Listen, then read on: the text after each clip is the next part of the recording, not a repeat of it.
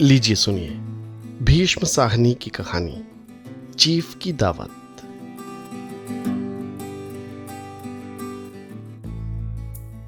आज मिस्टर श्यामनाथ के घर चीफ की दावत थी। श्यामनाथ और उनकी धर्मपत्नी को पसीना पोंछने की फुर्सत न थी। पत्नी ड्रेसिंग गाउन पहने, उलझे बालों का जूड़ा बनाए, मुंह पर फैली हुई सुर्खी और पाउडर को मले, और मिस्टर श्यामनाथ सिगरेट पर सिगरेट फूंकते हुए चीजों की फहरिस्त हाथ में थामे एक कमरे से दूसरे कमरे में आ जा रहे थे। आखिर 5 बजते बजते तैयारी मुकम्मल होने लगी। कुर्सियां, मेज, तिपाइयां, नैपकिन, फूल सब बरामदे में पहुंच गए। ड्रिंक का इंतजाम बैठक में कर दिया गया। अब घर का फालतू सामान अलमारियों के पीछे और पलंगों के नीचे छिपाया जाने लगा। तभी श्यामनाथ के सामने सहसा एक अड़चन खड़ी हो गई। मां का क्या होगा? इस बात की ओर न उनका और न उनकी कुशल गृहिणी का ध्यान गया था। मिस्टर श्यामनाथ श्रीमती जी की ओर घूमकर अंग्रेजी में बोले, मां का क्या होगा? श्रीमती काम करते करते ठहर गई और थोड़ी देर तक सोचने के बाद बोली, इन्हें पिछवाड़े इनकी सहेली के घर भेज दो। रात भर बेशक वही रहे, कल आ जाए। श्यामनाथ सिगरेट मुंह में रखे सिकुड़ी आंखों से श्रीमती के चेहरे को देखते हुए पल भर सोचते रहे। फिर सिर हिलाकर बोले, नहीं, मैं नहीं चाहता कि उस बुढ़िया का यहां आना जाना फिर से शुरू हो। पहले ही बड़ी मुश्किल से बंद किया था। मां से कहते हैं कि जल्दी खाना खा के शाम को ही अपनी कोठरी में चली जाए। मेहमान कहीं 8 बजे आएंगे और इससे पहले ही वो अपने काम से निपट लें। सुझाव ठीक था, दोनों को पसंद आया, मगर फिर सहसा श्रीमती बोल उठी, जो वो सो गई और नींद में खर्राटे लेने लगी तो साथ ही तो बरामदा है जहां लोग खाना खाएंगे। तो इन्हें कह देंगे कि अंदर से दरवाजा बंद कर लें, मैं बाहर से ताला लगा दूंगा। या फिर मां को जाकर कह देता हूं कि अंदर जाकर सोए नहीं, बैठी रहें। और क्या? और अगर सो गई तो डिनर का क्या मालूम कब तक चले। 11 बजे तक तो तुम ड्रिंक ही करते रहते हो। श्यामनाथ कुछ खींच उठे, हाथ झटकते हुए बोले, अच्छी भली ये भाई के पास जा रही थी, तुमने यूं ही खुद अच्छा बनने के लिए बीच में टांग अड़ा दी। वाह, तुम मां और बेटे की बातों में मैं क्यों बुरी बनूं? तुम जानो और वो जाने। मिस्टर श्यामनाथ चुप रहे। ये मौका बहस का न था, समस्या का हल ढूंढने का था। उन्होंने घूमकर मां की कोठरी की ओर देखा। कोठरी का दरवाजा बरामदे में खुलता था। बरामदे की ओर देखते हुए झट से बोले, मैंने सोच लिया है। और उन्हीं कदमों से मां की कोठरी के बाहर जाकर खड़े हो गए। मां दीवार के साथ एक चौकी पर बैठी, दुपट्टे में मुंह सिर लपेटे माला जप रही थी। सुबह से तैयारी होती देख मां का भी दिल धड़क रहा था। बेटे के दफ्तर का बड़ा साहब घर पर आ रहा है, सारा काम सुबीते से चल जाए। अच्छा मां, आज तुम खाना जल्दी खा लेना, मेहमान लोग 7:30 बजे आ जाएंगे। मां ने धीरे से मुंह पर से दुपट्टा हटाया और बेटे को देखते हुए कहा, आज मुझे नहीं खाना है बेटा, तुम तो जानते ही हो, मांस मछली बने तो मैं कुछ नहीं खाती। अच्छा, जैसे भी हो, अपने काम से जल्दी निपट लेना। अच्छा बेटा। और मां, हम लोग पहले बैठक में बैठेंगे, उतनी देर तुम यहां बरामदे में बैठना। फिर जब हम यहां आ जाएं तो तुम गुसलखाने के रास्ते बैठक में चली जाना, ठीक है? मां अवाक बेटे का चेहरा देखने लगी, फिर धीरे से बोली, अच्छा बेटा। और मां, आज जल्दी सो मत जाना, तुम्हारे खर्राटों की आवाज बहुत दूर तक जाती है। मां लज्जित सी आवाज में बोली, क्या करूं बेटा, मेरे बस की बात नहीं है। जब से बीमारी से उठी हूं, नाक से सांस नहीं ले सकती। मिस्टर श्यामनाथ ने इंतजाम तो कर दिया, फिर भी उनकी उधेड़बुन खत्म नहीं हुई। जो चीफ अचानक उधर से आ निकला तो 8-10 मेहमान होंगे, देसी अफसर, उनकी स्त्रियां होंगी, कोई भी गुसलखाने की तरफ जा सकता है। क्षोभ और क्रोध में वो छुचलाने लगे। एक कुर्सी को उठाकर बरामदे में कोठरी के बाहर रखते हुए बोले, आओ मां, जरा इस पर बैठो। तो मां माला संभालती, पल्ला ठीक करती उठी और धीरे से कुर्सी पर आकर बैठ गई। नहीं, यो नहीं मां, टांगे ऊपर चढ़ाकर नहीं बैठते, ये खाट नहीं है। मां ने टांगे नीचे उतार ली। और मां, खुदा के वास्ते नंगे पांव मत घूमना, नहीं वो खड़ाऊ पहनकर सामने आना। किसी दिन तुम्हारी ये खड़ाऊ उठाकर मैं बाहर फेंक दूंगा। मां चुप रही। अच्छा, कपड़े कौन से पहनोगी मां?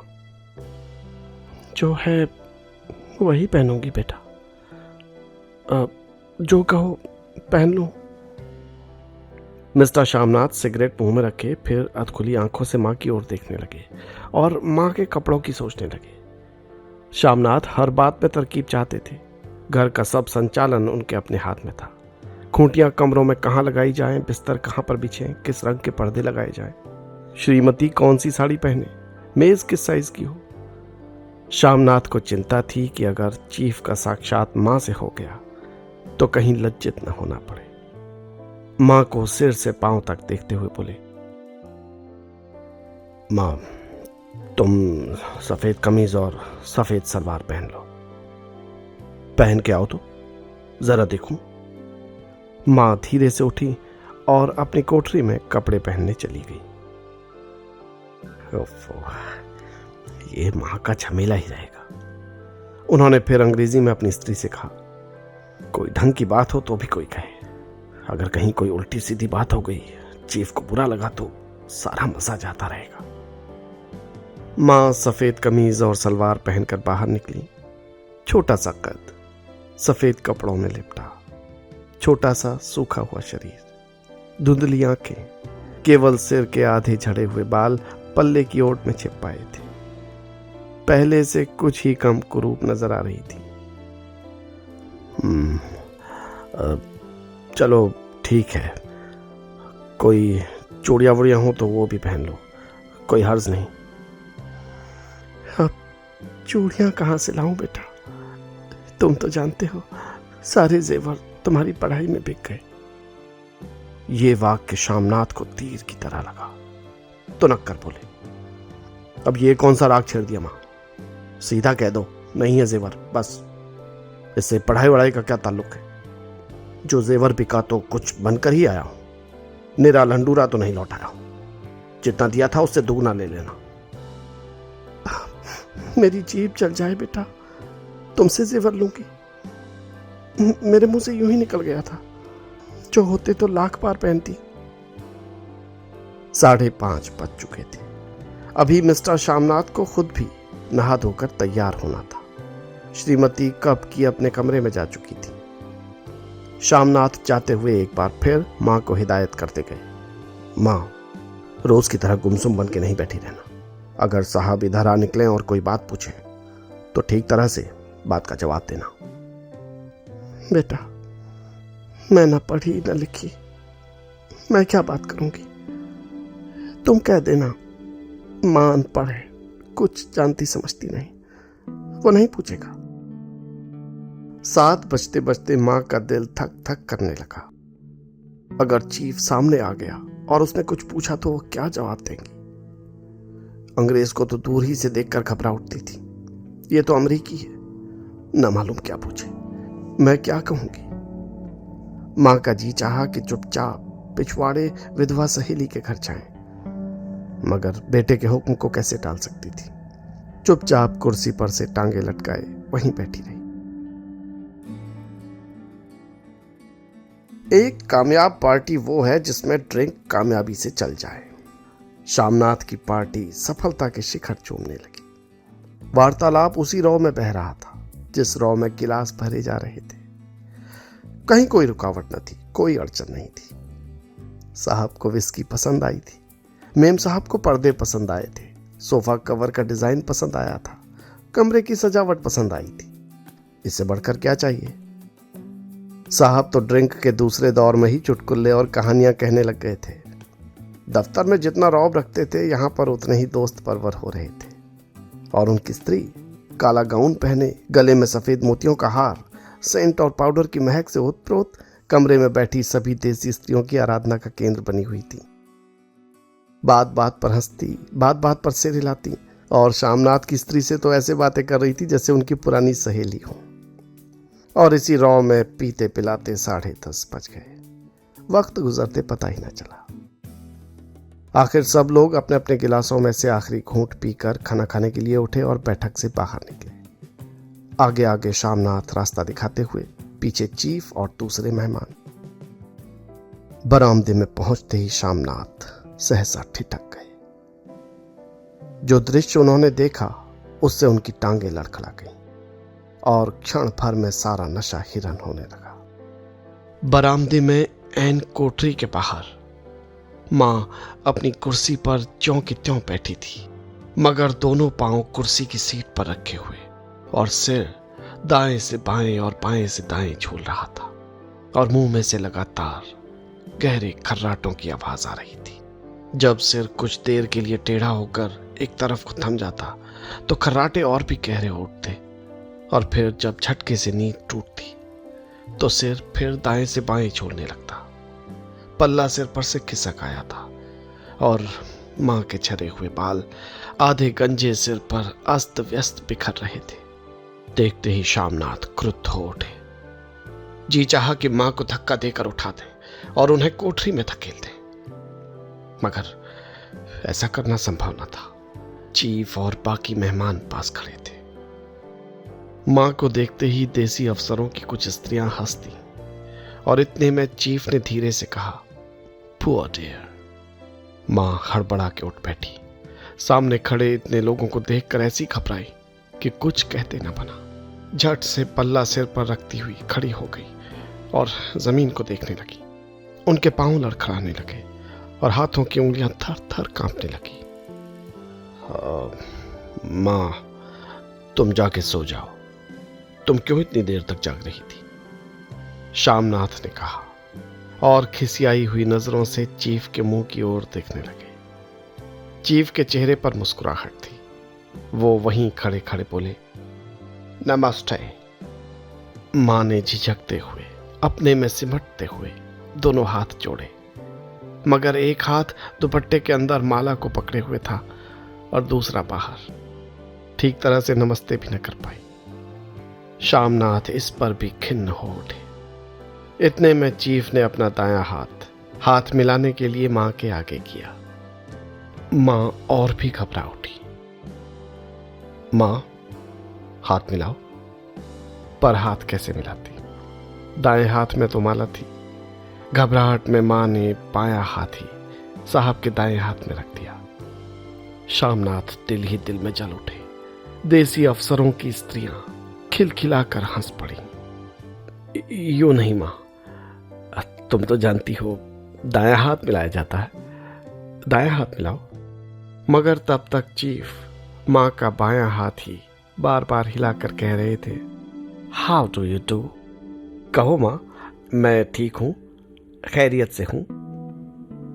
मां कुछ बड़बड़ाई। सर, मां कहती हैं मैं ठीक हूं। कहो ना मां, हाउ डू यू डू। मां धीरे से सकुचाते हुए बोली, हाउ डू डू। एक बार फिर कहा उठा। वातावरण हल्का होने लगा। साहब ने स्थिति संभाल ली थी। लोग हंसने चहकने लगे थे। शामनाथ के मन का क्षोभ भी कुछ कुछ कम होने लगा था। साहब अपने हाथ में मां का हाथ अब भी पकड़े हुए थे और मां सिकुड़ी जा रही थी। साहब के मुंह से शराब की बू आ रही थी। शामनाथ अंग्रेजी में चीफ से बोले, सर, मेरी मां गांव की रहने वाली हैं, उम्र भर गांव में रही हैं, इसीलिए आपसे लजाती हैं। साहब इस पर खुश नजर आए। बोले, सच, मुझे गांव के लोग बहुत पसंद हैं। तब तो आपकी मां गांव के गीत और नाच भी जानती होंगी। चीफ खुशी से सिर हिलाते हुए मां को टकटकी बांधे देखने लगे। शामनाथ ने कहा। माँ, साहब कहते हैं कोई गाना सुनाओ, कोई पुराना गीत। तुम्हें तो कितने ही याद होंगे। माँ धीरे से बोली। मैं क्या गाऊंगी बेटा, मैंने कब गाया है। वाह माँ, मेहमान का कहा भी कोई टालता है। देखो ना, साहब ने इतना रीझ से कहा है, नहीं गाओगी तो साहब बुरा मानेंगे। मैं क्या गाऊं बेटा, मुझे क्या आता है। माँ वो कोई बढ़िया टप्पे सुना दो, दो पत्ता अनारां दे। देसी अफसर और उनकी स्त्रियों ने इस सुझाव पर तालियां पीटी। माँ कभी दीन दृष्टि से बेटे के चेहरे को देखती, कभी पास खड़ी बहू के चेहरे को। इतने में बेटे ने गंभीर आदेश भरे लहजे में कहा, माँ। इसके बाद हाँ या ना का सवाल ही न उठता था। माँ बैठ गई और क्षीण दुर्बल लरसती आवाज में एक पुराना विवाह का गीत गाने लगी। हरियाणी माए हरियाणी बहने, हरियाते भागी भरिया है। देसी स्त्रियां खिलखिला के हंस उठी। 3 पंक्तियां गा के मां चुप हो गई। बरामदा तालियों से गूंज उठा। साहब तालियां पीटना बंद ही न करते थे। शामनाथ की खींच प्रसन्नता और गर्व में बदल उठी थी। मां ने पार्टी में नया रंग भर दिया था। तालियां थमने पर साहब बोले, मिस्टर शामनाथ, पंजाब के गांव की दस्तकारी क्या है। शामनाथ खुशी में झूम रहे थे। बोले, वो बहुत कुछ साहब, मैं आपको एक सेट उन चीजों का भेंट करूंगा, आप उन्हें देखकर बहुत खुश होंगे। मगर साहब ने सिर हिलाकर अंग्रेजी में फिर पूछा, नहीं, मैं दुकानों की चीज नहीं मांगता।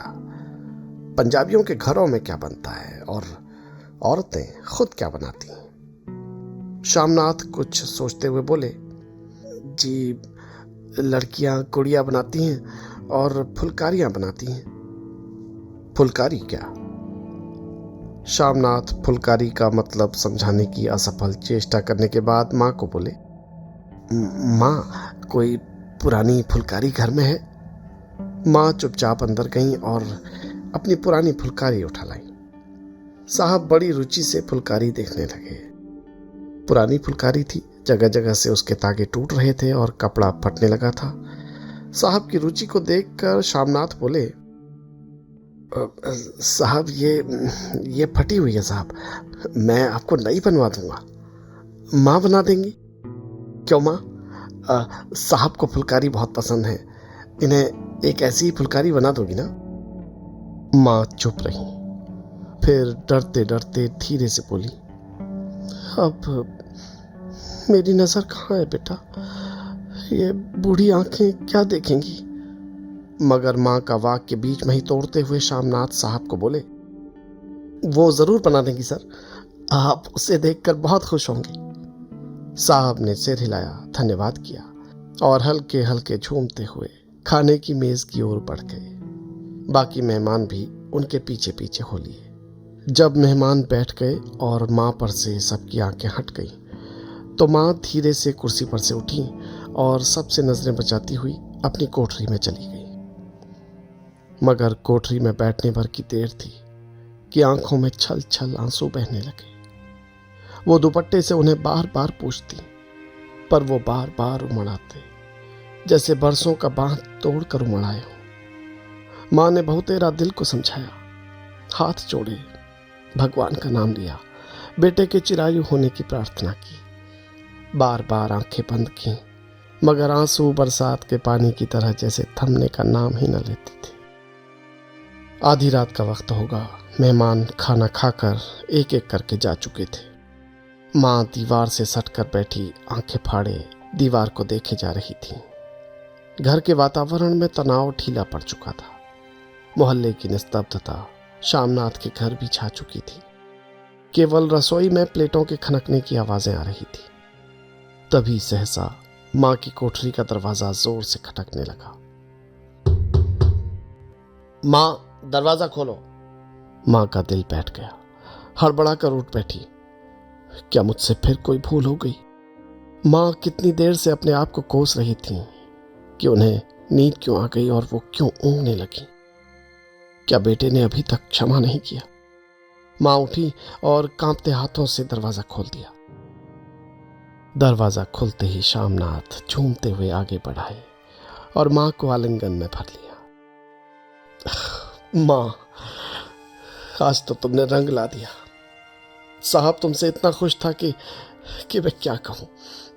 मेरी माँ, ओ माँ।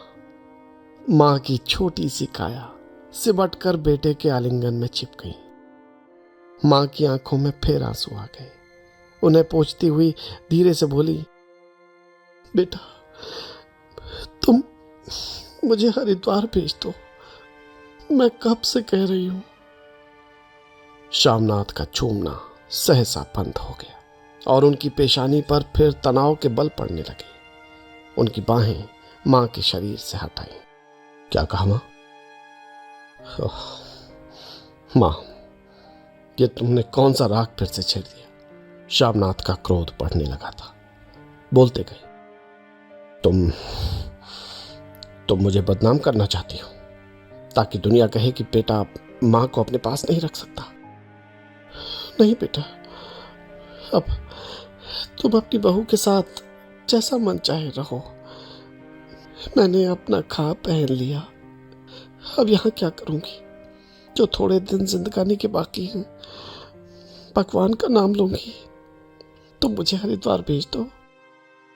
अच्छा, तुम चली जाओगी तो फुलकारी कौन बनाएगा? साहब से तुम्हारे सामने ही फुलकारी देने का इकरार किया है।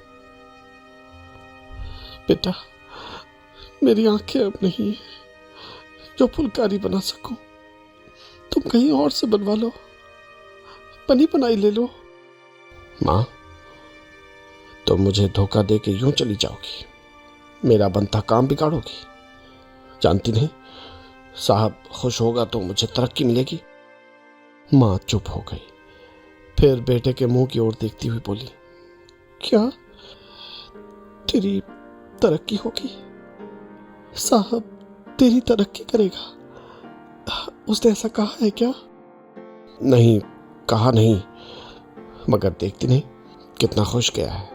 कहता था जब तेरी माँ फुलकारी बनाने का काम शुरू करेंगी तो मैं देखने आऊंगा कि कैसे बनती है। माँ, जो साहब खुश हो गया तो मुझे इससे बड़ी नौकरी भी मिल सकती है। मैं बड़ा अफसर बन सकता हूँ। माँ के चेहरे का रंग बदलने लगा। धीरे धीरे उनका झुर्रियों भरा मुंह खिलने लगा। आंखों में हल्की हल्की चमक आने लगी। अच्छा, तेरी तरक्की होगी बेटा। तरक्की यूं ही थोड़ी हो जाएगी माँ। साहब को खुश रखूंगा तो वो कुछ करेगा, वरना उसकी खिदमत करने वाले और भी बहुत हैं। अच्छा, तो मैं बना दूंगी बेटा, जैसे बन पड़ेगा मैं बना दूंगी। और माँ दिल ही दिल में फिर बेटे के उज्जवल भविष्य की कामनाएं करने लगी। और मिस्टर शामनाथ, अब सो जाओ माँ कहते हुए तनिक लड़खड़ाते हुए अपने कमरे की ओर घूम गए।